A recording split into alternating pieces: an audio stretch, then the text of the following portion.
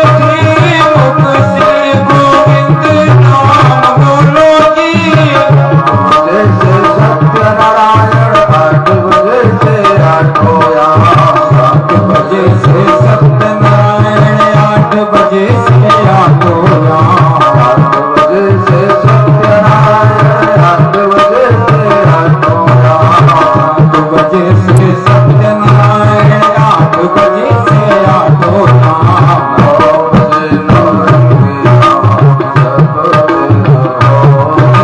9 बजे नौरंगी नाम जपते रहो।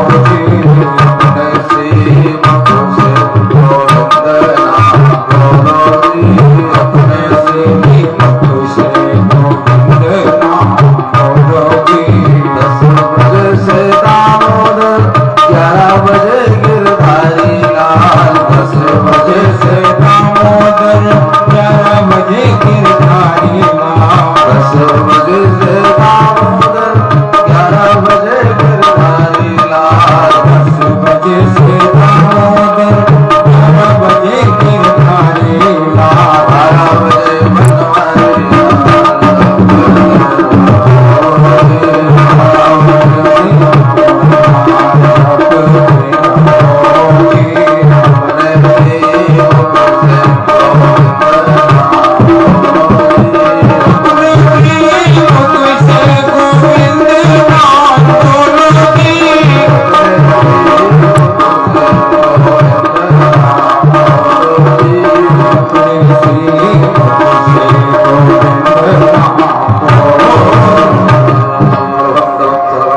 बनवारी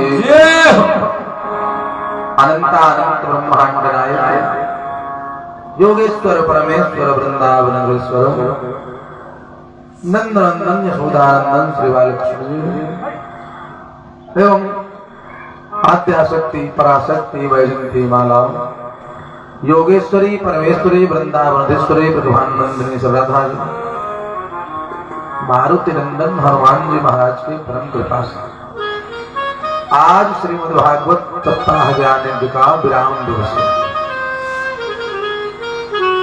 भगवान की कथा अनंत है, जैसे परमात्मा अनंत है वैसे परमात्मा की कथा भी अनंत है। कथा कभी पूर्ण नहीं होती है, कथा तो हमेशा चलती रहती है। अनवरत भगवान की कथा होती रहती है। कथा का सिर्फ विराम होता है, कथा पूर्ण नहीं हो सकती। रामचरित जय सुनत भाई, रस विशेष जानत मना। भगवान की कथा सुनते सुनते जो कहते हैं कि बस बहुत हो गया, बहुत कथा सुन लिया, इसका मतलब वो परमात्मा को भी जाना है, विशेष रस वो अनुभव नहीं कर, रस विशेष जाना है। तो आज कथा का विराम है। कल की कथा जहां पर विराम ठीक उसी की आगे उदम मुखम दक्षिण को लयास्ते। महाराज परीक्षित कथा श्रवण करने के लिए सभी संतों के साथ विराजमान। सुखदेव जी कथा श्रवण पान करा। महाराज परीक्षित ने प्रश्न किया, गुरुदेव तो भगवान ने मैया रुक्मिणी के साथ विवाह किया,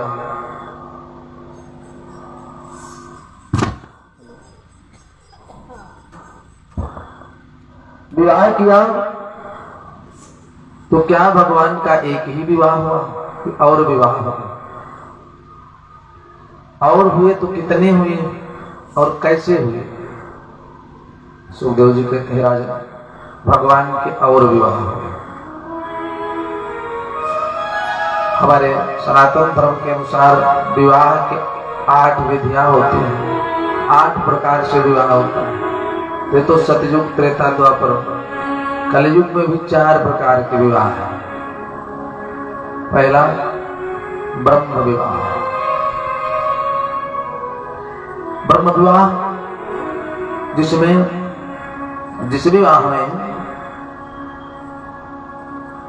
भगवान को परब्रह्म परमात्मा को साक्षी मान करके वैदिक रीति के अनुसार देवी देवताओं का मंडपस्थ आवाहन करके पूजन करके अग्नि को साक्षी मान करके वर और वधू वैवाहिक जीवन दाम्पत्य जीवन में बनते हैं, वह है ब्रह्म विवाह। तो विवाह की जो प्रथा थी वो रात्रिकालीन नहीं थी। रात्र में विवाह करने की कोई प्रथा नहीं थी। आजकल जो विवाह में प्रचलन चला है कि रात्रि में आए विवाह की, ऐसा कोई शास्त्रोक्त मत नहीं है, और पहले ऐसा होता भी नहीं था, कलिकाल में भी ऐसा नहीं था।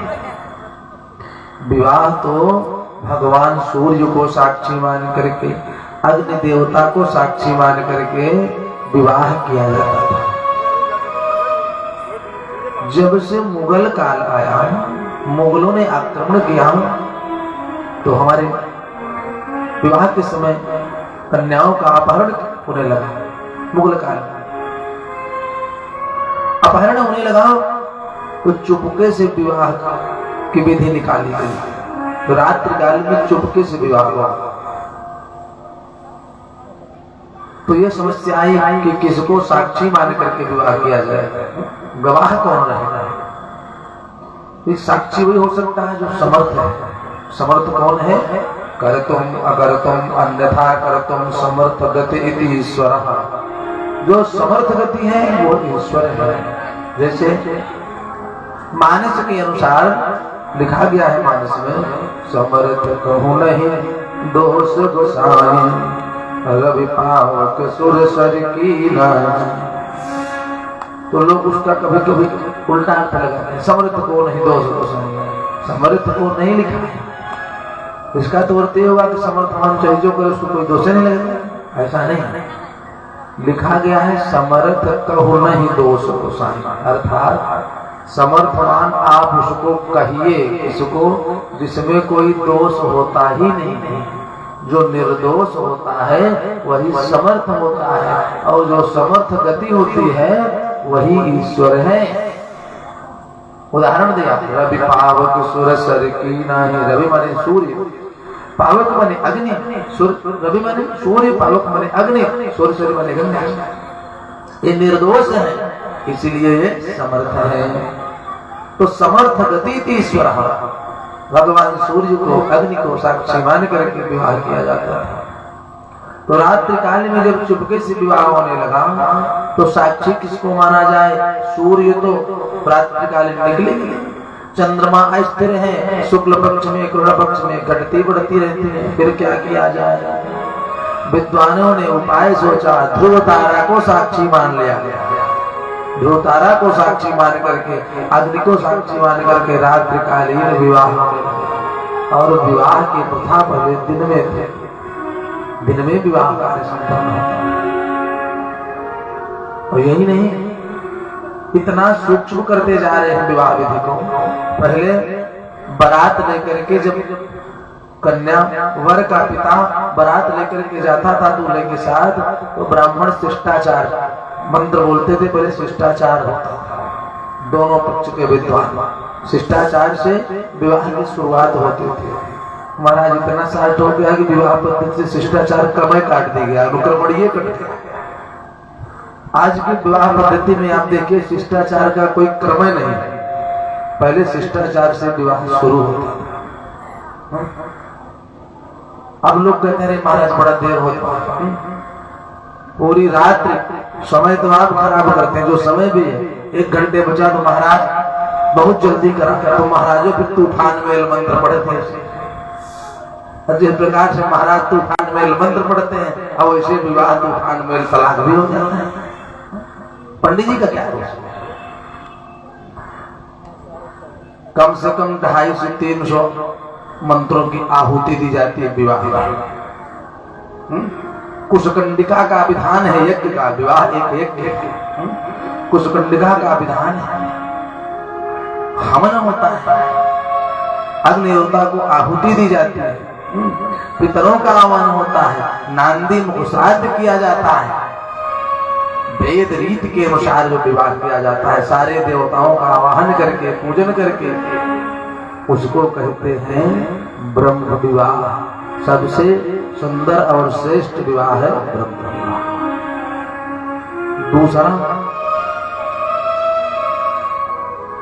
दूसरा विवाह वो है जिसमें केवल वर राजी हो,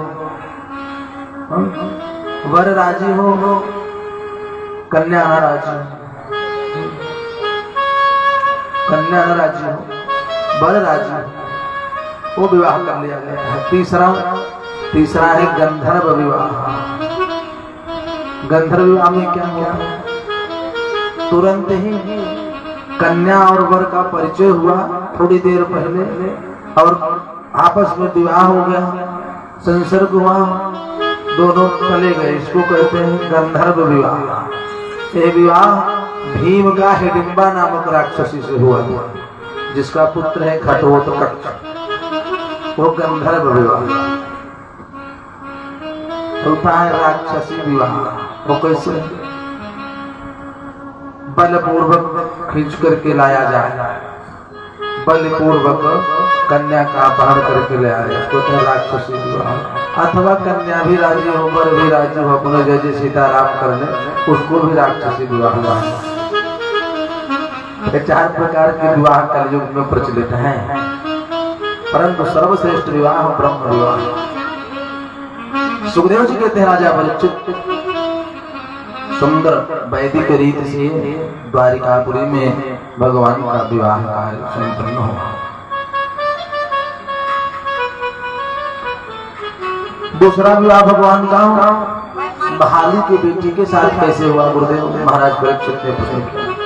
सुखदेव जी कहते हैं राजा, एक थे महाराज सत्राजित। राजा सत्राजित के पास एक मणि थी, उस मणि में विशेषता थी कि 8 भार सोना वह रोज प्रदान करती थी, रोज 8 भार सोना प्रदान करती थी। एक दिन महाराज सत्राजित उस मणि को गले में धारण करके द्वारिकाधीश से मिलने आए, भगवान से मिलने आए। भगवान ने उचित स्वागत किया, आसन दिया। बातचीत के प्रसंग में भगवान ने पूछ लिया, महाराज सत्राजित ये मणि आप कहां पाए? आपके गले में तो बड़ा सुशोभित हो रही है, आपके गले की शोभा बढ़ा रही है, बहुत अच्छी लग रही है। महाराज सत्राजित ने कोई उत्तर नहीं दिया, वापस चले आए। कुछ दिन बीता, कुछ दिन पश्चात राजा सत्राजित का छोटा भाई था प्रसेनजित। प्रसेनजित ने मणि को धारण किया, घोड़े पर आरूढ़ होकर के जंगल की ओर शिकार करने चले गए। प्रसेनजित शिकार करने चले गए और जंगल में शेर ने देखा, घोड़े को भी मार दिया और महाराजा सत्राजित के छोटे भाई प्रसेनजित को भी मार दिया। अब मणि से तो उसका कोई मतलब नहीं, छोड़ के चला गया। एक भालू ने मणि को पाया, वो मणि लेकर के वो भालू अपनी गुफा में चला गया। 2 दिन 3 दिन बीत गए। महाराज प्रसेनजित जब वापस नहीं आया तो राजा सत्राजित चिंतित होने लगे। ढूंढने के लिए शिकारी सेवकों को भिजवाया, स्वयं भी ढूंढे। 10 दिन बीत गया, प्रसेनजित मिला नहीं। तो वैसे तो कहने की हिम्मत नहीं थी, परंतु महाराज सत्राजित ने अपनी पत्नी से बात बताई, सुनो हम एक दिन मणि को धारण करके द्वारिकाधीश से मिलने गए थे, शायद हो सकता है वही मणि को चुरा ली हो। हमसे चर्चा कर रहे थे कि बड़ी सुंदर मणि, ये बात किसी को बताना मत, ये मैं अपने मन के विचार को कह रहा है। महाराज सत्राजित ने अपनी पत्नी को बताया तो पति ने भी किसी और स्त्री से बता दिया, देखो किसी से बताना मत, हाँ हमारे महाराज रोके, किसी से बताना मत। ऐसे ऐसे धीरे धीरे 2-3 दिन में खुलते खुलते बात भगवान द्वारिकाधीश के कानों तक पहुंच गए। जबकि महाराज सत्राजित ने कहा था बताना मत, बताना नहीं है, परंतु रानी ने दूसरे को बताया, दूसरे ने तीसरे को, तीसरे ने चौथे को, और भगवान के कानों तक बात पहुंच गई। और जो भगवान के कानों तक बात पहुंची तो भगवान को बड़ा अफसोस हुआ, बताओ हमने मणि लिया भी नहीं, कलंक के ऊपर से लग गया। हम तो केवल पूछे थे कि क्या है भैया, बड़ी सुंदर लग रही है, इतना पूछना कि कलंक को धारण करना। अब भगवान द्वारिकाधीश अपना कलंक मिटाने के लिए मणि को खोजने निकल पड़े। ढूंढ करके लाएंगे, बता देंगे सत्राजित को, कम से कम हमारे उनके मन में जो हमारे प्रति भाव है, हमको कलंक लगाए कि मैंने मणि चुरा लिया, ये तो दूर हो जाएगा। ढूंढते ढूंढते महाराज द्वारिकाधीश पहुंचे जंगल में, जहां पर प्रसेनजीत मरा पड़ा था, घोड़ा भी मरा पड़ा था। प्रसेनजीत और घोड़ा तो मिल गया, मणि नहीं मिली। वहां पर एक किसी जीव के पद चिन्ह के निशान देखा। भगवान ने उसी को पीछे पीछे ढूंढते हुए गुफा में पहुंचे, और जब गुफा में पहुंचे तो मणि को देखा कि एक भालू की बिटिया मणि से खेल रही है। मणि से खेल रही है, भगवान मणि को लेना चाहे, मणि को लेना चाहिए। उसका नाम था स्यवंतक मणि। जो ही लेना चाहे तब तक भालू पीछे से। सुखदेव जी कहते हैं राजा परीक्षित दोनों में झगड़ा शुरू हो गया, दोनों में विवाद शुरू हुआ, और शुरू होते होते युद्ध प्रारंभ हुआ। युद्ध प्रारंभ हुआ, भयंकर युद्ध हुआ, मल्ल युद्ध भयंकर युद्ध हुआ। और युद्ध 1 दिन 2 दिन 3 दिन नहीं, 27 दिन तक चलता रहा। भालू में और भगवान में 27 दिन तक भयंकर युद्ध चलता था। 27वें दिन ऋक्ष ने कहा, आप कौन हो? आज तक हमारे शरीर में कभी तकलीफ नहीं हुई, पीड़ा नहीं हुई, लेकिन युद्ध करते करते मेरे शरीर में मर्मांतक पीड़ा हो रही। महाराज आप कोई साधारण पुरुष नहीं हो सकते। भगवान ने कहा, पहचाने नहीं? हल ने कहा, महाराज अब पहचान गए। राम, भगवान रामावतार में भगवान के सारे सैनिकों का, सारे अनुचरों का, सबका कार्य पड़ा था। हनुमान जी, अंगद, विभीषण, नल नील, सबने अपनी अपनी सेवा प्रदान की, सब लड़े रावण दल से, परंतु जामवंत जी का कोई कार्य नहीं।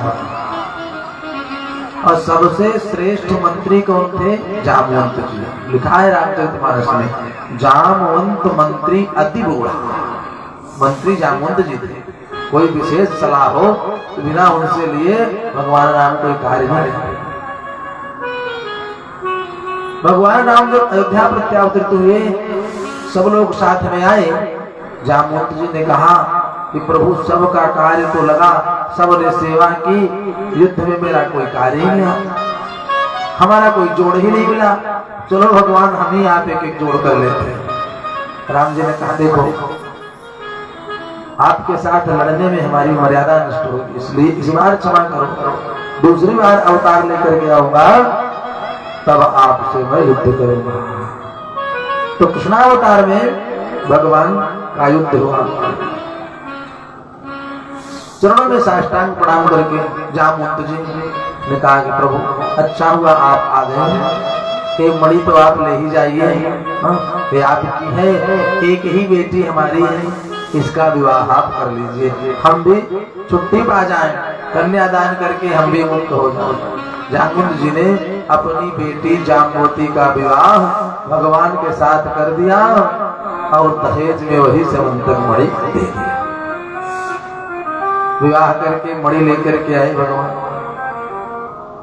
लेकर के आए महाराज सत्राजित। पहले तो गए द्वारिकापुरी, वहां गए तो जाम्बवती जी भालू की पुत्री थी, पूरे शरीर में रोए, काले काले रोए, मुख को ढक दिया। जब तक मैं ना कहूं देवी तब तक अपने मुख को खोलना। पहुंची मैया रुक्मिणी ने देखा, कहा कि मुंह खोलो देखे कौन है। भगवान ने कहा हमारी दूसरी पत्नी। मुंह खोलो तो कहा नहीं, मुंह तो नहीं खोले। रुक्मिणी मैया ने कहा कि हमसे ज्यादा सुंदर होंगे, इसलिए भगवान मुंह नहीं खोल रहे। बहुत प्रयास किया, जामवती जी ने मुंह नहीं खोला। रुक्मिणी मैया ने कहा मैं श्राप देती हूँ, तुम हमसे ज्यादा नहीं केवल हमारी जैसी सुंदर रहोगे। सुखदेव जी कहते राजा परीक्षित भगवान यही चाहते ही थे, वो तो भालू की बिटिया थी, पूरे शरीर में रोई। कहा तुम हमसे ज्यादा सुंदर नहीं हो सकती, केवल हम बहुत सुंदर हो तो हमारे जैसे हो बस। जैसे ही रुक्मिणी जी ने कहा, जामवती ने अपना मुंह खोल दिया, तो रुक्मिणी के समान सुंदर हो। महाराज जटराजित के पास आए, मणि को दिया भगवान ने, कहा सुनो, बिना जाने समझे कोई बात कहनी नहीं चाहिए। जब पूर्ण प्रमाण मिल जाए, सत्य प्रमाण मिल जाए, तभी किसी के ऊपर कलंक लगाना चाहिए। तुम्हारे भाई का और उसके घोड़े का वध किया था किसी जीव ने, सिंह ने, और मणि में लेकर के जंगल से आया। जब यह कहा भगवान ने, तो राजा सत्राजित बहुत शर्मिंदा हुआ, खूब शर्मिंदा हुए, सर को झुका लिया। भगवान ने मणि को लौटा दिया, लो अपनी मणि, अब हमको इस कलंक से मुक्त कर दो। मैं कलंक नहीं लेकर जीना चाहता। शर्म के मारे महाराज सत्राजित ने कहा कि प्रभु क्षमा करें, बिना जाने हम आप पर कलंक लगा दिए। कहा उस कलंक को मिटाने के लिए हमारे मन में एक विचार है। भगवान ने कहा क्या? कहा हमारी बेटी जो सत्यभामा है, इसका विवाह आप अपने साथ कर लीजिए। सुखदेव जी कहते हैं, राजा परीक्षित, राजा सत्राजित ने अपनी बेटी सत्यभामा का विवाह द्वारिकाधीश के साथ कर दिया, और दहेज में वही बड़ी फिर वापस देते हैं। एक मणि में दो विवाह करा दिया दहेज के रूप में मणि दे दिए। कहा प्रभु हमारे पास और कोई संतान नहीं है, इस मणि का हमारे यहाँ क्या आप ले जाइए। महाराज द्वारिकाधीश मणि लेकर सत्यभामा को लेकर के आए। सुखदेव जी कहते राजा परीक्षित, भगवान के हो गए विवाह 3, रुक्मिणी, जाम्बवती, सत्यभामा, 3 पटरानी। ऐसा पटरानियां हैं, वीरानी नहीं। सुखदेव जी कहते हैं राजन, एक दिन देवर्षि नारद आए, आकर के भगवान से कहा कि नारायण, भौमासुर ने अपने कारागार में 16,100 कन्याओं को कैद करके रखा है, और इतना व्यसनी राजा है, संकल्प किया है 20,000 कन्या हो जाएंगी तो इकट्ठे विवाह। उसका भी बड़ा कठिन संकल्प था, 1-2 नहीं 20,000 हो जाएंगे तब मैं विवाह करूंगा। नारद जी ने कहा कि कन्हैया, सारी कन्याएं एक स्वर में आपका स्मरण कर रही हैं, आपको पुकार नहीं है, आप जा करके उनको छुड़ाओ, उनको कारागार से मुक्त करो। सुखदेव जी कहते हैं राजा परीक्षित, भगवान सत्यभामा को रथ पर बिठा करके भौमासुर के यहाँ पहुंचे। भौमासुर के यहाँ पहुंच करके भगवान ने कहा, भौमासुर, ये जो गलत कार्य तूने किया है, कन्याओं का अपहरण करके इनको कारागार में डाल रखा है, इनको मुक्त करो। परिणाम क्या हुआ? भयंकर युद्ध हुआ, और युद्ध में भगवान ने भौमासुर का वध किया, और भौमासुर का वध करके 16,100 कन्याओं को कारागार से कहा, देवी आप सब अपने अपने घर को जाओ, अब आप सब कारागार से मुक्त हो जाओ। सारी कन्याओं ने एक स्वर में कहा कि प्रभु, अब हमारे पास 2 ही रास्ते हैं, तीसरा कोई रास्ता नहीं है, हमारे पास केवल 2 रास्ते हैं, या तो हम लोग आत्महत्या करें, अपने प्राणों का परित्याग कर दें, या गलत रास्ते पर चले जाए। पिता क्या जाने क्यों ये लोक लाज जो है, समाज हमको जीने नहीं देगा। गोविंद, तीसरा कोई उपाय हमारे पास आए, हाँ, यह तो आप ही हमारा कल्याण कर सकते हैं। भगवान ने कहा क्या? कहा आप प्रणत पाल हैं, प्रणत जनानाम पालयते इति प्रणत पालः करुणा सिंधु हैं। तो भगवान आपके जैसा कोई उदार नहीं हो सकता, आप प्रणत पाल हैं। हे गोविंद, यदि आप चाहें तो हम सबका वर्ण कर सकते हैं। सुखदेव जी कहते हैं राजा परीक्षित, उन कन्याओं के विनय को सुनकर के परमात्मा ने एक साथ 16,100 स्त्रियों से, कन्याओं से विवाह किया।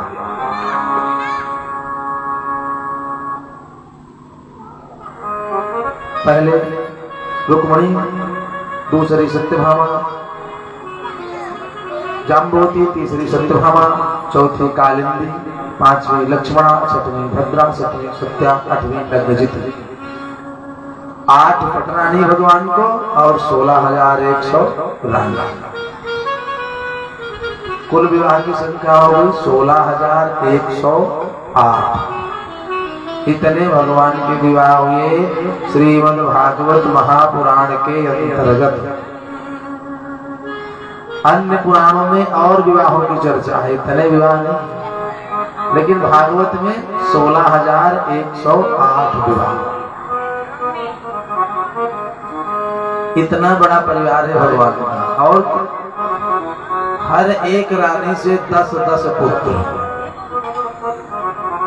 हर एक रानी से 10-10 पुत्र, और ऐसे परिवार बढ़ता गया भगवान। अब गणना करिए कितना संख्या होगी यदुवंशियों की, 56 करोड़ के करीब। इतना परिवार बढ़ा भगवान। सुखदेव जी कहते हैं राजा परीक्षित, और भगवान सबके साथ रहते हैं, किसी को ये नहीं पता है, कोई ये नहीं कह सकता कि किसी रानी के यहाँ भगवान कम समय देते हो या 10 दिन में जाते हो, 15 दिन। हर परिवार में भगवान समान रूप से रहते हैं। हर एक रानी के महल में परमात्मा पूर्ण समय रहते हैं, वहां से जाते। सुखदेव जी कहते हैं राजा, देवर्षि नारद जी ने मन में विचार किया कि हमको तो भगवान ने एक विवाह नहीं करने दिया। जब मैं गया भगवान के पास, कहा कि प्रभु जही विधि होई नाथ हित मोरा, करहु सुवेग दास में तोरा। जिस प्रकार से परमात्मा हमारा हित हो जाए वही आप कर दो, विवाह करा दो हमारा। भगवान ने हमारा विवाह नहीं होने दिया। अब चल करके मैं पूछता हूँ, जहाँ नहीं मिलेंगे हमको, जिस रानी के उसी के यहाँ झगड़ा लगाऊंगा, जब विवाद होगा तब पूछूंगा कि क्यों हमको क्यों नहीं विवाह करने दिए, आप कैसे रह रहे हो। देवर्षि नारद चले आए, भगवान की गृहस्थी देखने। जितनी रानियां उतने महल हैं। पहुंचे मैया रुक्मणी के यहाँ। पहले जब रुक्मणी मैया के यहाँ पहुंचे तो भगवान पूजा कर रहे हैं। पूजा कर रहे थे, मैया ने बुलाया, आओ देवर्षि विराजो। कहा नहीं नहीं, बस पूजा करने दीजिए, पूजा कार्य करने दीजिए, मैं आगे चल रहा हूँ, अभी समय नहीं है। मृत वृंदा के यहाँ पहुंचे, वहां देखा तो भगवान भोजन प्रसाद ग्रहण कर रहे थे। भगवान ने कहा नारद जी आओ बैठो, प्रसाद ग्रहण करो। नारद जी ने कहा नहीं महाराज, अभी समय नहीं है, आगे चलने दो। और आगे बढ़े, लक्ष्मणा के यहाँ पहुंचे, वहां देखा तो भगवान बच्चों के साथ क्रीड़ा कर रहे थे, खेल रहे थे। वहां भी नहीं रुके। ऐसे ऐसे नारद जी जहां जहां जिस जिस रानी के महल में गए, सुखदेव जी कहते राजन भगवान कुछ न कुछ अलग कार्य करते मिले। नारद जी थक गए, थक करके लौटे और जो ही रुक्मिणी मैया यहाँ पहुंचे, कहा क्यों नारद जी परीक्षा ले ली, झगड़ा लगा चुके। नारद जी ने कहा प्रभु एक बात ये बताओ, कैसे इतनी बड़ी गृहस्थी आप चाहते हैं, कैसे सबके साथ रह लेते हैं। एक पत्नी के साथ रहने में तुम्हारा हमारा विवाह। भगवान ने कहा कि नारद जी हम नहीं रह सकते, आप नहीं रह सकते थे विवाह करके। नारद जी ने कहा फिर हमसे आप झूठ बोले, आप इतनी पत्नियों के साथ रह ले रहे, हम एक पत्नी के साथ नहीं रह पाते। भगवान ने कहा नारद जी आपने तो कहा नहीं था कि हमारा विवाह करवा दो। नारद जी ने कहा प्रभु मैंने तो कहा था जो विधि मोहि नाथ है तुम हो रहा, जिस प्रकार से मेरा कल्याण वही तो हो, वो आप करिए। तो मन में तो हमारे विवाह की इच्छा प्रकट थी, अधिक थी, तभी तो मैंने कहा था। भगवान ने कहा नारद जी आपने मांगा था जय विधि होहि नाथ हित मोरा, तो मैंने आपका हित नहीं उससे भी बढ़ करके किया। क्या बोले? हमने कहा था जय विधि होहि परम हित नारद सुनो तुहार, सोई में गर्भ नयान कछु विशान वचन।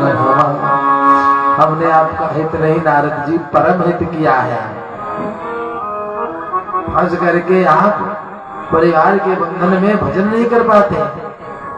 और बात सत्य है, प्रदेश का संचालन करना बहुत आसान है, देश चलाना बहुत आसान है, लेकिन गृहस्थी परिवार चलाना बहुत कठिन कार्य है।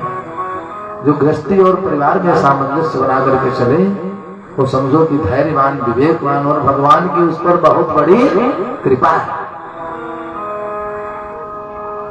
सबको एक समान चलाएगा, उस पर परमात्मा की बड़ी कृपा है। इतना परिवार बढ़ा भगवान का।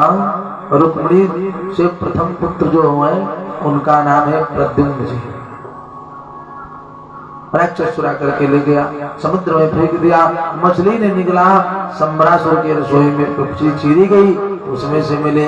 और प्रद्युम्न जी कामदेव के अवतार हैं। जिस कामदेव का वध हुआ था भगवान शंकर जी के नेत्र खुलने पर, वही कामदेव जी प्रद्युम्न के रूप में प्रकट हुई।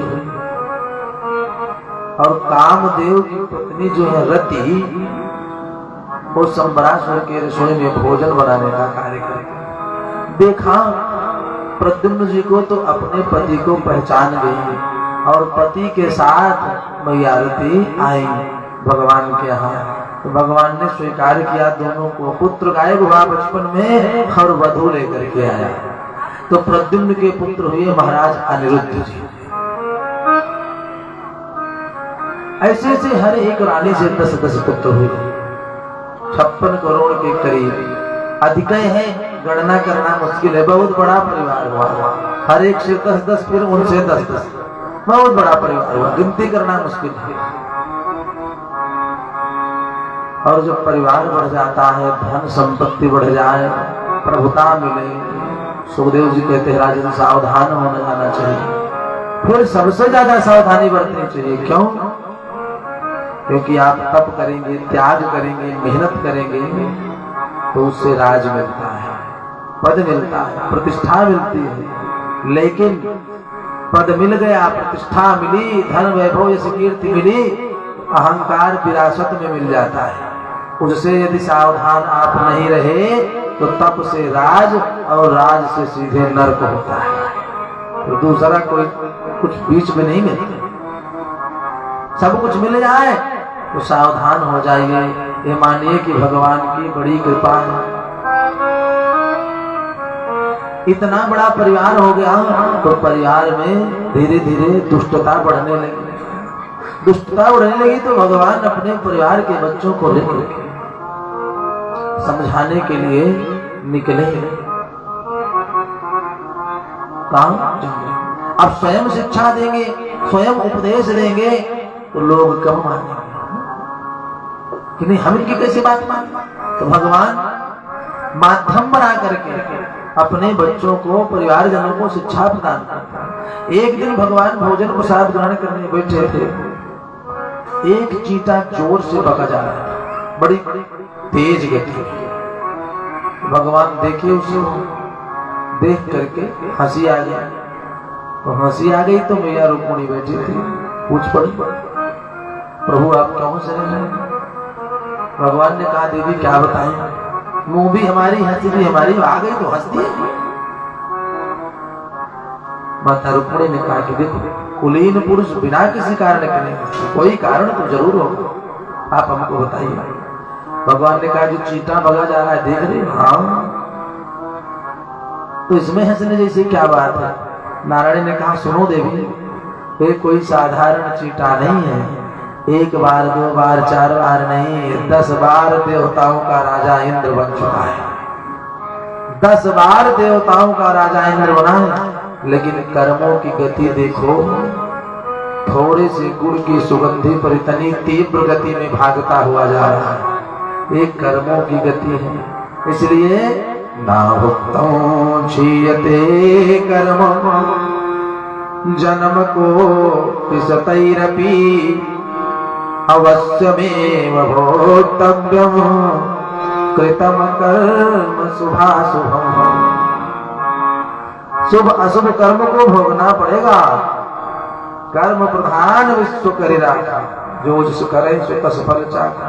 जो कर्म करोगे वो फल मिलेगा आपको। तो आप लोग प्रश्न भी कर सकते हैं कि महाराज आप लोग तो कहते हैं भाग्य फलत सर्वदान विद्यान पौरुष। यदि ये सही है कि कर्म प्रधान विश्व करे राखा, जो दस करे सो तस फल चाखा, तो दूसरी चौपाई भी तो है वही सोई जो राम रचि राखा, वो करे तर्क बढ़ा वही सा। दोनों का अर्थ कैसे मिलेगा? दोनों अलग अलग है ना।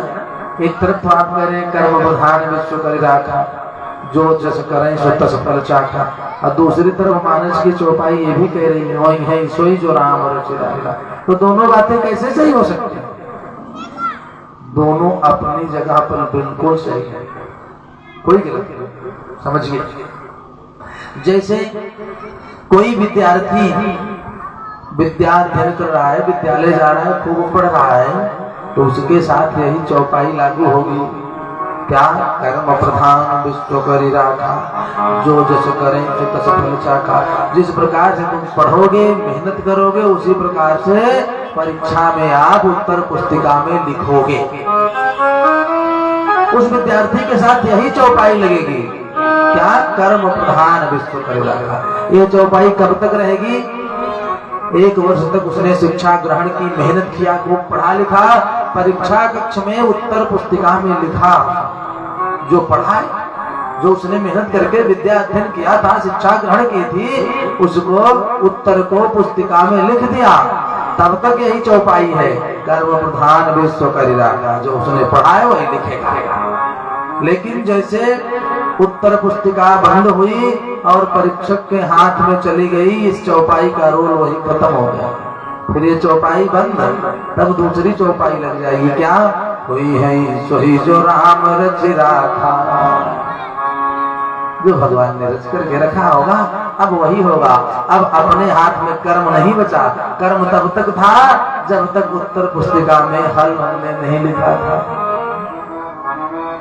भगवान कहते हैं रुक्मणी, कर्मों की गति है थोड़ी सी गुड़ की सुगंधी पर देखो तीव्र गति से चीटा दौड़ता हुआ जा रहा है।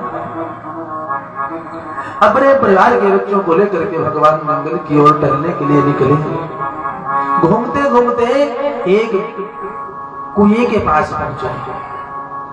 कुएं में भगवान झांक करके देखे तो एक विशाल गिरगिट उसमें लटका हुआ था। गिरगिट माने एक गिदगिदान हो जाता है। गिरगिट उसमें लटका हुआ था। भगवान ने उसको स्पर्श किया और जो ही गिरगिट को स्पर्श किया, एक सुंदर राजा का स्वरूप धारण करके पुरुष हाथ जोड़े सामने खड़ा। यद्यपि परमात्मा जान रहे हैं, जान बूझ करके बच्चों को लेकर के आए हैं शिक्षा देने के लिए। हाथ जोड़ करके एक पुरुष निकला, कहा प्रभु हमारा प्रणाम स्वीकार करें। भगवान ने कहा आप कौन है भैया?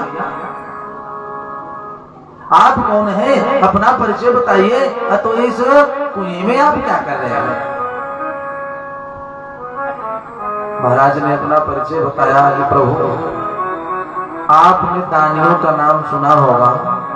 जितने बड़े बड़े दानी हुए हैं उनकी लिस्ट में एक नाम मेरा भी है। मैं राजा नृग हूं। मैं राजा नृग हूं। उन दानियों के लिस्ट में मेरा भी नाम है महाराज। अच्छा तो आप राजा नृग हैं? हाँ। तो कैसे दानी हैं आप? भगवान पूछ रहे। और सारे बच्चे सब परिवारजन ये श्रवण कर रहे हैं आप कैसे दानी हैं? राजा नृग ने कहा कि महाराज हमने बहुत दान किया है। तो कितना दान आपने किया है? महाराज नृग बता रहे हैं कि प्रभु हमने दान किया है, सुनो। यावत्यासिकता भूमेर यावत्यो दिवितारका यावत्यो वर्षधाराश्च तावतीर ददास्मगम्। यावत्यो सिकता भूमेर, जितने भूमि में धूल के कण हैं उतनी संख्या में। और यावत्यो दिवितारका, जितने आकाश मंडल में तारागण उदित होते हैं। यावत्यो वर्षधाराश्च, जितनी भूमंडल पर वर्षा की बूंदें पड़ती हैं। तावतीर ददास्मगम्। कहने का मतलब राजा नृग ने कहा कि प्रभु जिसकी गिनती नहीं की जा सकती। यावत्यो सिकता भूमिर, धूल के कणों को गिना जा सकता है, आकाश के तारों की गणना की जा सकती है। यावत्यो वर्षधारा, वर्षा की बूंदों की गणना की जा सकती है नहीं। तो जिस प्रकार से इनकी गणना नहीं की जा सकती, उसी प्रकार से हमने दान किए। किसके? गाय के। इतनी संख्या में मैंने गोदान किया है महाराज कि उसकी गिनती ही नहीं की जा सकती, गणना हो ही नहीं सकती, इतना दान गाय का हमने किया। और प्रभु आप ये सोच रहे होंगे कि ऐसी वैसी गाय का हमने दान नहीं किया। राजा नृत्य कह रहे हैं कि महाराज ऐसी वैसी गायों का दान हमने नहीं किया है कि मोई बचिया बाभन के नाम, जो वृद्ध हो जाए, मरणासन हो जाए तो पंडित जी को संकल्प कर दे। ना ना, ऐसी गायों का दान हमने किया नहीं, और ऐसी गाय का दान करना भी नहीं चाहिए। कैसी गाय का दान मैंने किया है महाराज ऋग बता रहे भगवान को। प्रभु पयस्विनी तरुणी शील रूप गुणोपन्ना कपिला हेम श्रृंगी न्यायार्जिता रूप्य खुरा सवत्सा दुकूल माला भरणम ददास्मगा। पयस्विनी माने दूध देने वाली गाय का दान किया है।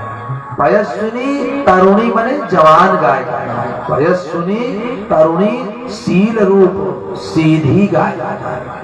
ये नहीं महाराज ऐसी गाय का हमने दान किया कि पंडित जी बाल्टी लेकर दोहरे याद खींच के मारे दांते टूट जाए ना। पयस्विनी माने दूध देने वाली, तरुणी माने जवान, शील रूप माने सीधी और रूपवान, देखने में शौकीन। पयस्विनी तरुणी शील रूप गुणोपन्ना, इन सब गुणों से युक्त कपिला हेम श्रृंगी, कपिला गाय का दान किया। हेम माने होता है सोना, श्रृंगी माने सींग, सोने को सींग में लगवा करके।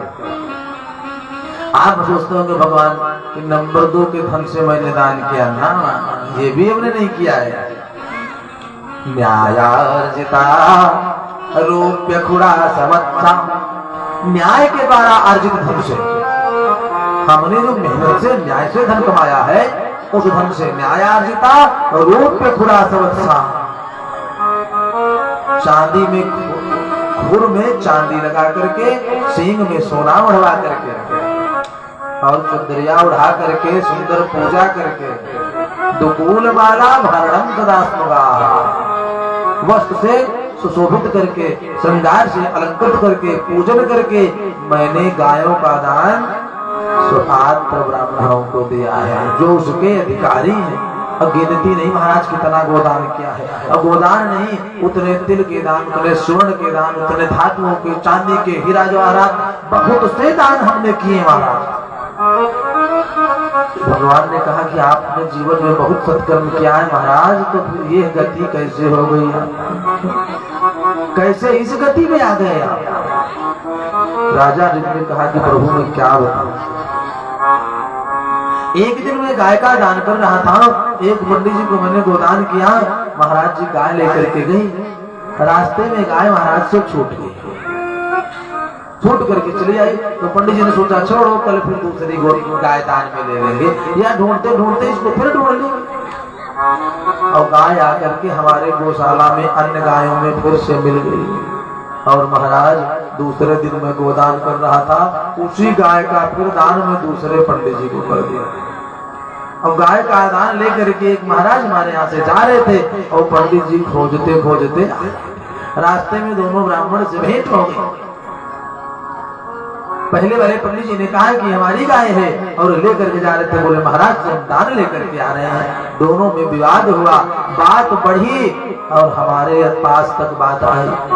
हमने कहा महाराज इस गाय के बदले 10 गाय ले गए, विवाद मत करो। ना तो पंडित जी दूसरी गाय लेने को तैयार हुए और ना उसके बदले में जो महाराज लिए थे गाय वो 10 गाय लेने को तैयार हुए। बात बढ़ती गई, महाराज थोड़ा सा आवेश में भी आ गया, क्या आप लोग आपस में विवाद करो, जाओ किसी को कोई गाय का दान नहीं करेगा। परिणाम क्या हुआ, दोनों पंडित जी गाय को छोड़ करके चले गए। कहा राजन तुम तो गिरगिट के तरीके से रंग बदल रहे हो, बस इतना कह करके जाना हुआ। और जब हमारा देह परित्याग हुआ, महाराज कर्मों का लेखा जोखा हुआ, तो पूछा गया कि सत्कर्म पहले भोग करोगे कि दुष्कर्म पाप कर्म? तो हमने पूछा पाप कर्म क्या है? बोले थोड़ा सा पाप कर्म है। तो हम पहले वही भोग लेते हैं, तो उसी को भोगने के लिए जैसे कहा वही भोग लेते हैं। तब से महाराज आ गए, ब्राह्मण के मुख से निकला था गिरगिट के तरीके से रंग उधरते हो और आकर के कुएं में गिरे, हम गिरगिट बन गए, हम गिरगिट बन गए। ये हमारा है। यह बात जितने परिवारजन हैं, जितने यदुवंश के बालक हैं, सब सुन रहे हैं। राजा मिल के मुख से बात सुन रहे हैं। जरा सोचिए कि थोड़ी सी गलती मिलने पर इतनी बड़ी सजा है। एक सज्जन पड़ोसी के खेत से 2 बोझ गेहूं चुरा लिया, अपने खेत में मिला।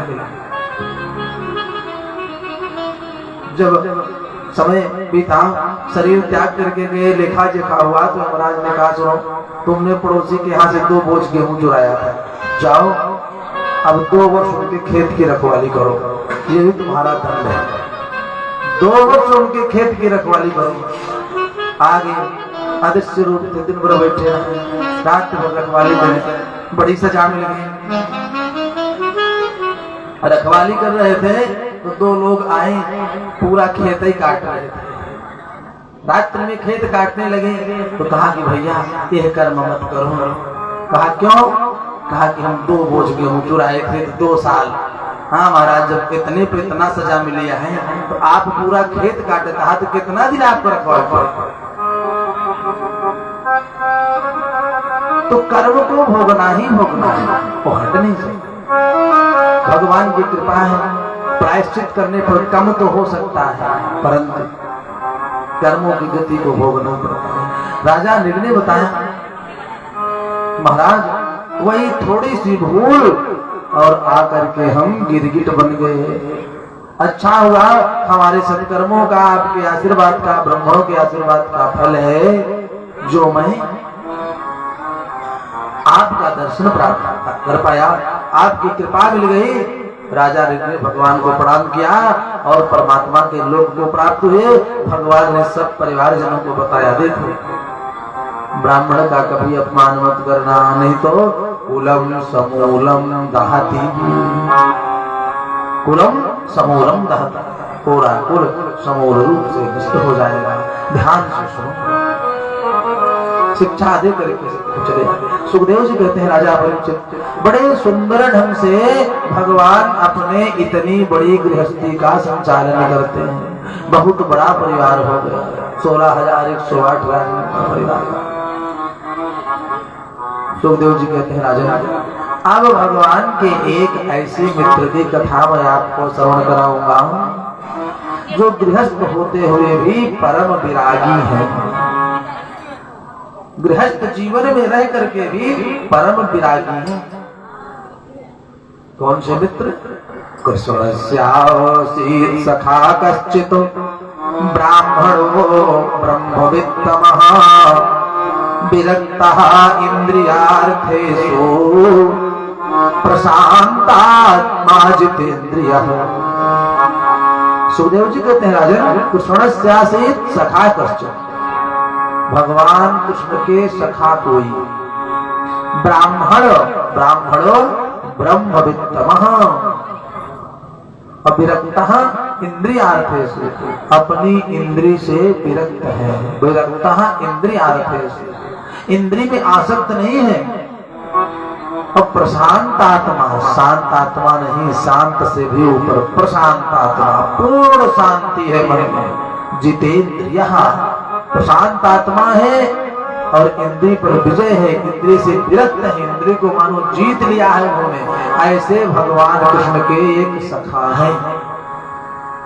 ब्राह्मणो ब्रह्मवित्तमः, ब्राह्मण सखा है सुदामा। अपने कर्म से भी जो ब्राह्मणों का कर्म है सिर्फ उतने का पालन करते हैं। ब्राह्मण के कर्म क्या है? ब्राह्मण के 6 कर्म है। ब्राह्मण के 6 कर्म है। कौन कौन से? शिक्षा लेना, शिक्षा देना, यज्ञ करना, यज्ञ कराना, 4 दान लेना, दान देना, ये 6 कर्म ब्राह्मणों के लिए कहे गए और क्षत्रिय के 5 कर्म हैं। यज्ञ करना, यज्ञ कराना, यज्ञ कर भी सकते हैं क्षत्रिय और यज्ञ करा भी सकते हैं, पूर्ण अधिकार है। शिक्षा लेना और शिक्षा देना, शिक्षा ले और शिक्षा दे। दान देना, दान लेना वर्जित है। दान दे सकते हैं, ले नहीं सकते। 5 कर्म क्षत्रिय के बताए गए और 6 कर्म ब्राह्मण के हैं।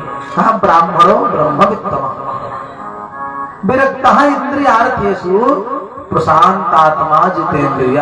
शांत नहीं, प्रशांतात्मा है। गृहस्थ जीवन में भी रह करके कोई याचना नहीं, मन में मांगने का तो भाव कहीं आता ही नहीं। इतने संतोषी ब्राह्मण हैं। सुखदेव जी कहते हैं राजा परीक्षित, भगवान सोचते हैं कि सुदामा जी हमसे कुछ मांगे, और सुदामा जी कहते हैं कि हमारे जीवन में कोई कमी नहीं, हम क्यों मांगे आपसे, क्यों मांगे आपसे। अच्छा, कुछ लोग कहते हैं कि महाराज सुदामा जी दरिद्र, कभी दरिद्र, सुदामा गरीब हैं पर दरिद्र नहीं है। दरिद्रता होना अलग का विषय और गरीब होना अलग का विषय। सब कुछ होते हुए भी मन में धन की आकांक्षा हो, वैभव की, सुख संपत्ति की आकांक्षा हो, मन कामना करे तो ये दरिद्रता का भाव प्रकट होता है। सुदामा जी को प्रशांत आत्मा जितेंद्रिय, और यही नहीं, क्या विशेषताएं हैं। सुखदेव जी कहते हैं राजन, प्रातः काल जब सूर्योदय होता है, सूर्य की किरणें सूर्य से अलग होकर के जब पृथ्वी पर पड़ती है तो सारी किरण सुदामा जी के आंगन में प्रवेश कर जाते हैं बिना किसी रुकावट के। इतना बढ़िया छत है उनका, फिर भी प्रशांत आत्मा जितेंद्रिय, कोई याचना नहीं है। छत इतना बढ़िया है कि सूर्य की किरणें भेद करके आंगन में चली आती है। और यही नहीं, जब बरसात होती है, बरसात जब होती है तो जल एक दीवार से दूसरे दीवार को सहजता से पार करके निकल जाता है। इतना बढ़िया तो मकान है। फिर भी सुदामा जी कहते हैं कि हम पूर्ण सुखी हैं। भगवान ने हमको इतना सुखी कर रखा है कि हमसे जैसा सुखी कोई बिरला ही होगा। एक ही वस्त्र है, उसी वस्त्र को, उसी कपड़े को सुदामा जी पहनते हैं और आधा ओढ़ लेते हैं, फिर भी याचना नहीं करते। हाँ, हफ्ते में 3 दिन 5 लोगों के यहाँ जाते हैं, मांगते नहीं है, रुकते हैं, जो प्रसन्नता से ला करके दे दे उसी को लाते हैं और सुशीला को दे देते। इसी में जीवन यापन करना। अब आप देखिए, जितनी कृपा सुदामा जी पर है भगवान की, वैसी पत्नी ही है।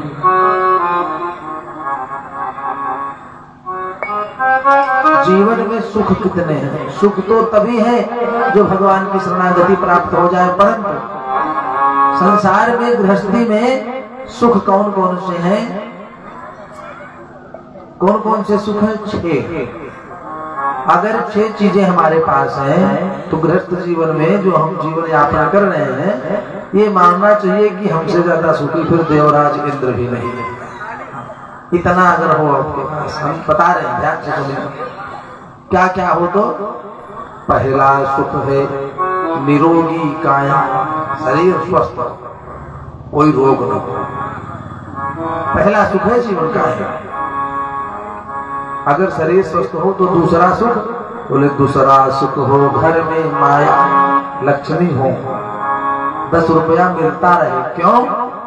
क्योंकि धनम च धर्मैक फलम यतो वै ज्ञानम स विज्ञानमनुप्रशान्ति गृहेषु जुञ्जन्ति कलेवरस्य मृत्युं न पश्यन्ति दुरन्तवीर। धन का एकमात्र फल धर्म ही है। भागवत के 11 स्कंद के 12वें अध्याय श्लोक धनम च धर्मैक फलम यतो वै, धन का एकमात्र फल धर्म है, और धन से हम धर्म करेंगे तो ज्ञानम स्विज्ञानम अनुप्रशांति, तब ज्ञान की प्राप्ति होगी। विज्ञान के संसाधनों को एकत्र करेंगे तो मनो प्रशांति ही, मन को शांति प्राप्त होगी। यदि धन से धर्म नहीं किया गया तो बोले गृहेषु जुञ्जन्ति कलेवरस्य, सारे धन का संग्रह करके गृहेषु घर परिवार में, कलेवर माने शरीर में लगाया गया और भोग किया गया तो क्या होता है, अंत समय में मृत्युम न पश्यन्ति दुरंत वीर्यम, मृत्यु का तो सामना करना ही है। इसलिए मेहनत से अगर धन प्राप्त हो तो भागवत में लिखा गया है धन का एकमात्र फल क्या है, बोले धर्म। धनम च धर्मैक फलम यतो वै, तो पहला सुख है निरोगी काया, दूसरा सुख हो घर में माया, 10 रुपया मिलता रहे, और तीसरा सुख कुलवंती नारी, नारी हो तो धुंधली न हो कि धुआंधार झगड़ा करे, कुलवंती हो, पति से विवाह न करे, ये तीसरा सुख है जीवन। अगर ये 3 हो गया तो चौथा सुख सुतया आज्ञाकारी, बेटा हो आज्ञा को मानने वाला हो, हम जो कहें वो करने वाला हो, पिता की आज्ञा का पालन करने वाला हो, और नहीं तो कहे बेटा ये कर गया और पापा आप समझ नहीं का होता है, आपको बुद्धि काम नहीं करती है, ऐसा ही है। चौथा सुख सुत आज्ञाकारी, बेटा आज्ञाकारी। और एक बात निवेदन करेंगे, माता पिता में यदि अवगुण भी है तो माँ बाप के अवगुण को देखने का अधिकार पुत्र को नहीं दिया गया है। माँ बाप के अवगुण को पुत्र नहीं दे सकता, उसका जो कार्य है वो करे, उसके लिए पिता श्रेष्ठ है। चौथा सुख सुत आज्ञा। पचवा सुख एक मित्र घनेरा, जीवन में मित्र का होना भी नितांत आवश्यक है, जिससे हम अपने जीवन की बातें बता सकें, सुख दुख की, और उसकी सुन सकें। और मित्र का धर्म क्या है, जेन मित्र दुख हो ये दुखारी, नहीं बिलोकत पातक लेत देत मन संक न धरहि, बल अनुमान सदा हित करो। मित्र का धर्म है अपने सामर्थ्य के अनुसार अपने मित्र का हित। तो पांचवा सुख एक मित्र घनेरा, और छठवा सुख संतन घर डेरा। भगवान की कथा होती रहे, संत का आवागमन बना रहे, हर चर्चा होती रहे, और कुछ न हो पाए भैया तो साल भर में एक बार सत्यनारायण का कथा होता है, कुछ होता है। धर्म को कार्य, भगवान की चर्चा कुछ होती रहे। और हम तो जानते हैं कि सत्यनारायण भगवान से सस्ती कथा और कोई है नहीं। लिखा है ना कि कुछ भी आपके पास जो सामग्री हो, रंभा फलम घृतम क्षीरम गोधू मत्स्य चूर्णकम, ये भी नहीं है अभावे साली चूर्णम व शर्करा व गुड़स्तथा। गेहूं का आटा उसको कड़ाही में भूंज करके प्रसाद में, इससे सस्ती पूजा और क्या हो सकती है भाई। हमारे सनातन धर्म से ज्यादा स्वतंत्र दुनिया में कहीं नहीं है।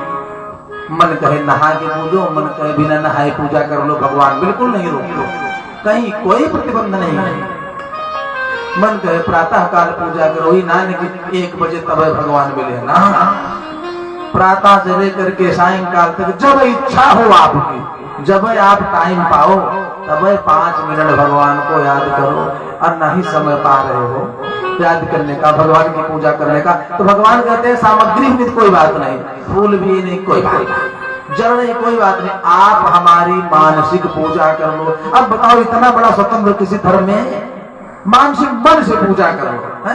मानसिक पूजा का महत्व कर्मकांड के इस पूजा से अधिक बताया गया है। अब आप जरा विचार करो, रत्नई कल्पितमासनम हिमजलई स्नानं च दिव्यांबरम, मन से स्नान कराओ भगवान को। अब वैसे तो चाहे स्नान कराएंगे तो नल में बालू आ रही हो भगवान को, इसमें नहीं, मन में ऐसा नहीं है। कहा कर्पूर खंडो जलम, भगवान हम आपको मानसिक पूजा में स्नान करा रहे हैं, और जल कैसा है, बोले कपूर के समान सफेद है, स्नान करो भगवान, और उसका फल अधिक है। अब यहाँ बिजली नहीं है तो पंखा और एसी नहीं चला पा रहे परमात्मा आपके लिए, लेकिन मन से तो चलाएंगे। छत्रम चामर युगम व्यजनकम चादर सकम निर्मलम। छत्र लगा है, चमड़े डुला रहे हैं आपको भगवान। मौज करो, खूब हवा लो। बताइए कितना बड़ा महत्व है मानसिक पूजा का। इस कर्मकांड के षोडशोपचार पूजा से अधिक महत्व शास्त्रों में हमारे बताया गया है। खूब महत्व है। एक सेठ जी थे, जब उनको पंडित जी ने बताया कि मानसिक पूजा का बहुत महत्व, इससे ज्यादा फल मिलता है, तो सेठ जी स्नान करके मानसिक पूजा करें। अच्छा, मानसिक पूजा में ठाकुर जी को स्नान करावे, भोग लगावे, सुंदर वस्त्र पहनावे। महाराज हम आपके लिए वृंदावन से वस्त्र लाए हैं, मुकुट वहां से लाए हैं, खूब पहन लीजिए भगवान। भोग, अच्छा एक दिन भोग लगाने बैठी, फल का भोग लगा रहे हैं, मीठा का, तो क्या आज तो मीठा घर में है नहीं, फल भी खत्म हो गया है, लाना भूल गए। ऐसा है भगवान, काफी दिन हो गए, 10 दिन, आज आपको हम दूध का भोग लगाएंगे मन से। आज आपको हम दूध का भोग लगाएंगे, और दूध का भोग लगा दिए मन में, कटोरे में बड़े से दूध आ गया। भगवान इसको आपको, अच्छा आप तो मधुर हैं, तो मीठा आपको बहुत पसंद है, आप मीठा खूब खाते हैं, चलो फिर कटोरा बड़ा है, एक मुट्ठी चीनी डाल देते हैं। चीनी डाले कटोरे में, और चीनी डाले तो मन में विचार आया, अरे चीनी तो ज्यादा हो गई, और ज्यादा मीठा होगा तो भगवान आपको डायबिटीज हो जाएगा ना, ये मीठा ज्यादा मत खाइए। और मने से कटोरे में हाथ डाल के चीनी निकालने लगे, अब भगवान प्रकट हो गए। कहा भैया मानसिक पूजा में तो कम से कम कंजूसी मत करो, मानसिक पूजा में तो कंजूसी मत करो, इसमें कौन सी षोडशोपचार सामग्री लग रही है। सुखदेव जी कहते हैं, राजा परीक्षित, सुदामा जी को खूब सुख है, कोई सुविधा नहीं है। और यही नहीं, 1 महीने में 2 दिन कृष्ण पक्ष और शुक्ल पक्ष मिला करके 2 एकादशी होती है। परंतु सुखदेव जी कहते हैं, राजन सुदामा जी के यहाँ 4-6 हो जाती है महीने, फिर भी प्रशांत आत्मा, जितेंद्रिय, शांत नहीं, प्रशांत आत्मा है, मन में याचना का भाव ही नहीं आता, इतने सुखी है। सुखदेव जी कहते हैं, राजन एक दिन की बात है, सुदामा जी भोजन प्रसाद ग्रहण कर रहे थे, पत्नी भोजन परोस रही थी, भोजन करके सुदामा जी तो उठ गए, उठ करके गए बैठे, भोजन कर लिया। और क्या नियम है, रोज नित्य प्रति भगवान की कथा होती है सुदामा जी की, प्रतिदिन भगवान की कथा होती है। सायंकाल भोजन प्रसाद के बाद सुदामा जी के यहाँ भगवान की कथा होती है। तो सुदामा जी चले गए भोजन के बाद कथा करने, और यहाँ बच्चे भोजन कर रहे थे। एक छोटा बच्चा माँ से एक रोटी की याचना कर दिया, और घर में भोजन प्रसाद पूर्ण हो चुका था, रोटी थी नहीं। माँ ने बच्चे को हृदय से लगाया, सुशीला ने बच्चे को हृदय से लगा लिया, बेटा आप रोटी नहीं। हृदय से लगा करके रोने लगी, और भगवान से कहा कि गोविंद अब कितनी परीक्षा बची है हमें, ये दिन भी देखना पड़ा, हमको भोजन ना मिले कोई बात नहीं, हमारे घर में 10-10 एकादशी हो जाए महीने में कोई बात नहीं, बच्चे का ए भगवान से कह रही थी सुशीला, तब तक सुदामा जी ने आवाज लगा दी, कथा का समय हो गया है, जल्दी पहुंचो। सबको समेटा, बच्चों को जो कुछ था भोजन किए लेकर के पहुंच गई कथा में, बैठी है सुदामा जी भगवान की कथा कह रहे हैं, और सुशीला कथा को सुन करके रो रही, कथा सुन रही है, और मन ही मन करे ठाकुर जी कथा आपकी सुनने बैठी हूँ, भोजन भी नहीं मिला, हमको प्रसाद नहीं मिला, कोई बात नहीं, बच्चा मेरा भूखा रह गया हूँ। ये सोच करके सुशीला जी रो रही है, और सुदामा जी सोच रहे हैं कि हमारी कथा में आज आनंद खूब आ रहा है इसलिए रो रही, हमारी कथा में खूब आनंद आ रहा है इसलिए रो रही है। कथा विराम हुई, विश्राम करने के भगवान से नहीं रहा गया। सुखदेव जी कहते राजन परमात्मा से रहा नहीं गया। भगवान जब सुदामा जी विश्राम करने लगे। प्रातः काल ब्रह्म मुहूर्त में भगवान ब्राह्मण का वेश धारण करके आए। ब्राह्मण का वेश धारण करके आए, दरवाजे को खटखटाया। सुदामा जी को सो रहे थे, सुशीला निकली। कहा महाराज बताइए। ब्राह्मण के स्वरूप में भगवान ने कहा कि कुछ भोजन की इच्छा थी, यदि आप भोजन कराते तो घर में तो कुछ था नहीं, बच्चे भूखे थे। कहा भोजन आप कराती तो ठीक था। सुखदेव जी कहते राजन सुशीला, कहा यदि मैं ऐसे कह दूंगी कि घर में कुछ नहीं है तो हमारे पति का सम्मान नष्ट हो जाएगा, पति का सम्मान चला जाएगा। तो कहा कि महाराज आप हमारे यहाँ तो भोजन करेंगे, आप हमारे यहाँ भोजन नहीं करेंगे। अब भगवान भी कम कौतुकी नहीं, कहा कि अरे सुदामा जैसे ब्राह्मण के यहाँ यदि भोजन हम नहीं करेंगे तो फिर कहाँ करेंगे? सुदामा के यहाँ भोजन नहीं करेंगे, हमारे बताइए कितनी सौभाग्य की बात, जो कुछ भी हो। सुशीला ने कहा कि महाराज वो बात नहीं है, हमारे यहाँ सूतक है, इसलिए मैं अच्छा कोई बात नहीं, सूतक है तो सूतक में तो अन्न नहीं ग्रहण करेंगे। ये कहकर के सुशीला रोने लगी और रोने लगी। तो जो भगवान ब्राह्मण वेश में आए थे, कहा कि देवी सुनो, आपके जो पति है सुदामा, उनसे मेरा एक संदेश है। उनके मित्र हैं द्वारिका के राजा, द्वारिकाधीश, उनके बचपन के सखाएं एक बार अपने सखा से मिलने चले जाए। उनका सखा भी उनसे मिलने के लिए बहुत परेशान है, बहुत विक्षिप्त है देखने के। एक बार अपने सखा से जाकर के मिल आवे। देवी मैं कहता हूँ कि पूरे जीवन आपके घर में कभी सूतक नहीं आया, कभी आपके घर में सूतक आ ही नहीं सकता। कह करके भगवान अंतर ध्यान प्रातः काल सुशीला ने देखा कि पति का हमारे मन अनुकूल है, मन प्रसन्न है कि नहीं। मन न ठीक हो, हम कोई बात कहें और इनको बुरा लग जाए, ये पत्नी का धर्म होता है। देखा सुदामा जी का मन अनुकूल था, चरणों की सेवा करते हुए सुशीला बोलते कि आपके कोई मित्र द्वारिका के राजा हैं, अधुना द्वारिका हस्ते। सुदामा ने कहा कि हमने तो कभी चर्चा ही नहीं किया इनसे कि हमारे मित्र द्वारिकाधीश हैं, इनको कैसे पता चल गया? हमने तो कभी भूल से भी चर्चा नहीं की कि हमारे मित्र द्वारिका के राजा हाँ है। सुदामा जी ने कहा हाँ है। तो महाराज मैं कह रही थी कि कभी आपने कहा भी नहीं, तो आपको कैसे पता? नहीं, हमने ऐसे सुना है। तो हमने कहा आपसे पूछ करके पुष्टि कर लेते। हाँ है। आप इतने दिन हो गया गृहस्थी में रहते हुए कभी अपने मित्र की चर्चा नहीं की। सुदामा जी ने कहा क्या चर्चा? वो अपने राज्य कार्य को करने में एकदम मग्न है और हम यहाँ अपने कार्य में मग्न है। भगवान की पूजा करते हैं, ध्यान करते हैं और उनका मैं ध्यान तो हमेशा करता रहता हूँ, मन से रोज मिलता हूँ।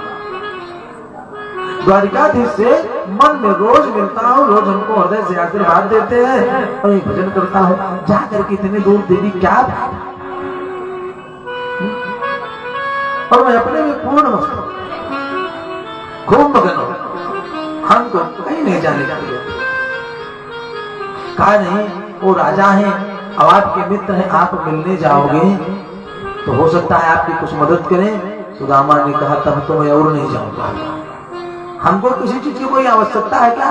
हमारे पास किसी वस्तु की कोई कमी है? सुखदेव जी कहते हैं राजा परीक्षित सुशीला समझा रहे, सुदामा जी माने नहीं। तो अंत में हताश उदास होकर के सुशीला ने कहा कि स्वामी मैं इसलिए आपसे निवेदन नहीं कर रही हूँ कि जाकर के आप याचना करो, लेकिन जरा एक बार हमारी दशा पर विचार करो, एक बार हमारी दशा पर विचार करो कि कोदो समाजुरी तो भर पेट, कोदो समाजुरी तो भर पेट, तो ना चाहता हूँ दही दूध मिठौती। स्वामी कोदो सावा का अन्न भी यदि हमको पेट भर के मिल जाता तो दही और मट्ठे दूध की चाहत नहीं करते। कोदो समाजुरी तो भर पेट, तो ना चाहता दही दूध मिठौती। और यही नहीं, रातों व्यतीत भयों शिशियात ही, तो हाथी के मैं तुम्हें न पठूं। रात में ठंडी लगती होती थोड़ी बहुत, फटा कंबल भी हमको ओढ़ने के लिए मिल जाता, फिर भी मन में ये भाव नहीं आता हमारे। सुदामा ने कहा देखो जो कुछ भी है हमारे पास, राजी हैं हम उसी में जिसमें तेरी रजा है, और सारे जहां के मालिक तेरा ही आसरा। सुखदेव जी कहते हैं राजा, सुदामा जी ने मना कर दिया। सुशीला ने खूब समझाया कि सुनो, वो द्वारिका के राजा हैं, भगवान हैं, द्वारिकाधीश हैं, याचना की दृष्टि से नहीं स्वामी, कम से कम चले जाओ, उनका प्रत्यक्ष दर्शन तो हो जाएगा। अयम ही परमो लाभः उत्तम श्लोक दर्शन। कहा उत्तम श्लोक जो भगवान द्वारिकाधीश है, आप जाओगे तो उनका दर्शन तो हो जाएगा। जब यह बात कही सुशीला ने, तब सुदामा ने कहा ये बात देवी तुम ठीक कही, कुछ मांगने की मनसा से नहीं, याचना के भाव से नहीं, हम भगवान का दर्शन करने चले जाएंगे। तो अयम ही परमो लाभः उत्तम श्लोक दर्शन। उत्तम श्लोक भगवान जो द्वारिकाधीश है उनका दर्शन होगा, ये सबसे अधिक लाभ हमको प्राप्त होगा। तैयार हो गए सुदामा जी जब तैयार हो गए तो कहा कि एक बात और है। क्या? बोले गुरु के घर, बेटी के घर, मित्र के घर, इन तीन जगहों पर बिना कुछ लिए खाली हाथ नहीं जाना चाहिए। तो कुछ भेंट हमको दो, हम उसको लेकर के जाएंगे। मित्र के यहाँ खाली हाथ नहीं जाना चाहिए। अब एक विसंगति फिर आ गई। इतना समझाने के बाद सुदामा जी तैयार भी हो जाने के लिए, तो सुशीला ने सोचा कि अब इनको हम क्या दें, क्यों कि घर में तो कुछ था ही नहीं। फिर भगवान ने मन में बुद्धि को बढ़ाया, तो याचित्वा चतुरो मुष्टिन विप्रान पृथक तंडुलान। सुशीला ने याचित्वा चतुरो मुष्टिन, 4 मुट्ठी चावल पृथक तंडुलान माने 4 घरों से अलग अलग मांग मांग के लाई, और एक जीर्ण शीर्ण कपड़े में बांध दिया। मानो बांधते समय सुशीला ने अपनी पूरी व्यथा बता दी कि भगवान ये तो कुछ मांगेंगे नहीं, ये आपसे कुछ कहेंगे नहीं, और सारी बात इसी पोटली में मैं बांध दे रही हूँ। इसको जब आप खोल करके देखोगे तो आपको पता चल जाएगा कि कितनी संपन्नता हमारे यहाँ है। याचित्वा चतुरो मुष्टिन विप्रान पृथक तंडुलान, पृथक माने अलग अलग घरों से लाए, और 4 प्रकार के चावल। ये देख करके गोविंद आप समझ जाओगे कि अगर साबुत चावल हमारे घर में होते तो 4 प्रकार न होता, एक ही प्रकार होता। मानो पूरा भाव सुशीला ने उसी पोटली में बांध करके सुदामा जी को दे दिया। शीतकालीन समय द्वारिकापुरी के लिए पोरबंदर निवासी सुदामा जी निकल पड़े भगवान से मिलने के लिए, और मन में केवल एक भाव कि अयम ही परमो लाभः उत्तम श्लोक दर्शन। हमको परम लाभ ये होगा कि उत्तम श्लोक भगवान श्री नारायण का दर्शन हो जाएगा। चले श्याम सुंदर से मिलने सुदामा, गाते चले मन में हरे कृष्ण नामा। चले सुंदर से मिलने सुदामा,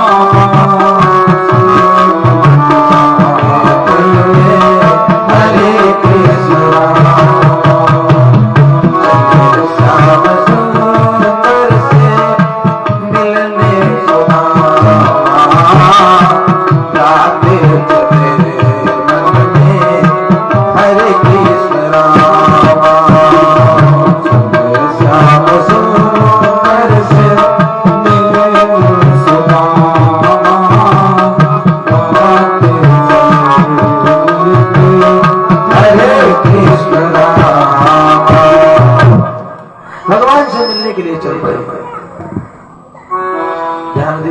समय शीतकालीन है, ठंडी का समय है, और वस्त्र केवल एक है। उसी को पहने हुए पोटली दबाए सुदामा जी चल पड़े। प्रातः काल चले हैं, चलते चलते चलते चलते पैदल